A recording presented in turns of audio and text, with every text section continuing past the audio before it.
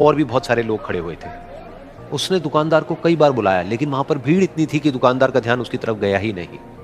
और फिर उस बच्ची को थोड़ा सा गुस्सा आया तो उसने अपनी मिट्टी की गुल्लक ले करके वहीं काउंटर पर जोर से रख दी, जिसके बाद में जो दुकानदार था और जितने भी लोग खड़े थे वो सब उस बच्ची की तरफ देखने लग गए। और फिर उस दुकानदार ने उस बच्ची से पूछा, बेटे आपको क्या चाहिए? तो वो बड़े ही भोलेपन से बोली कि मुझे एक चमत्कार चाहिए। ये सुनकर के दुकानदार को कुछ समझ नहीं आया, ना ही वहां पर जो लोग थे उनको कुछ समझ में आया, और सब उसकी तरफ देखने लग गए। फिर दुकानदार ने बोला, बेटे चमत्कार तो यहां पर नहीं मिलता है। तो बच्ची को लगा कि वो उससे झूठ बोल रहा है, तो बच्ची ने कहा कि मेरी गुल्लक में बहुत पैसे हैं, आप बताओ आपको कितने पैसे चाहिए, लेकिन मैं आज यहां से चमत्कार लेकर के ही जाऊंगी। तो वहीं काउंटर पे एक और आदमी खड़ा था, उसने उस बच्ची से पूछा कि बेटे क्यों चाहिए तुमको चमत्कार? तब उस बच्ची ने अपनी कहानी बताई कि अभी कुछ दिन पहले मेरे भाई के सर में बहुत तेज दर्द हुआ, तो मेरे पापा मम्मी उसको हॉस्पिटल ले गए। उसके बाद कई दिन तक मेरा भाई घर नहीं आया। तो मैंने कई बार अपने पापा से पूछा, लेकिन उन्होंने मुझे कुछ नहीं बताया। उन्होंने बार बार यही कहा कि वो आ जाएगा, वो कल आ जाएगा, वो कल आ जाएगा, लेकिन वो आ ही नहीं रहा था। तो मैंने देखा कि मम्मी रो रही है, और पापा मम्मी को कह रहे थे कि उसकी दवाइयों के लिए और उसके इलाज के लिए जितने पैसे चाहिए उतने मेरे पास में नहीं है, अब उसको कोई चमत्कार ही बचा सकता है।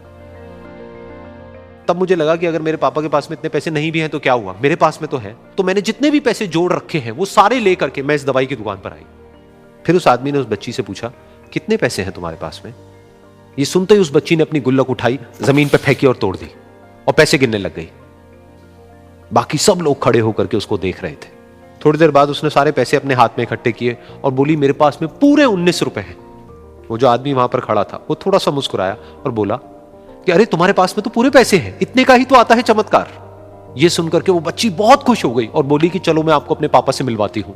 बाद में पता लगा कि वो आदमी कोई आम आदमी नहीं था, बल्कि एक बहुत बड़ा न्यूरोसर्जन था, और उसने सिर्फ 19 रुपए में उसके भाई की सर्जरी करी, और कुछ ही दिन बाद वो ठीक होकर के घर वापस आ गया। फिर कुछ दिन बाद वो बच्ची, उसका भाई, उसके पापा, उसकी मम्मी चारों एक साथ बैठे हुए थे और बात कर रहे थे। तो उसकी मम्मी ने उसके पापा से पूछा कि अब तो बता दो ये चमत्कार आपने किया कैसे?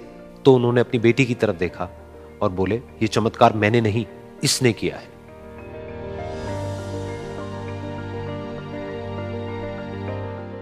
तो यहां पर एक बहुत बड़ी बात है जो हम उस छोटी सी बच्ची से सीख सकते हैं कि जिंदगी में कभी कभी ऐसा होता है कि हमको कोई रास्ता नजर नहीं आ रहा होता है और हम लोग हिम्मत हार जाते हैं। तब हमारे अंदर एक बच्चा होता है जो कोशिश करने से कभी भी पीछे नहीं हटता है।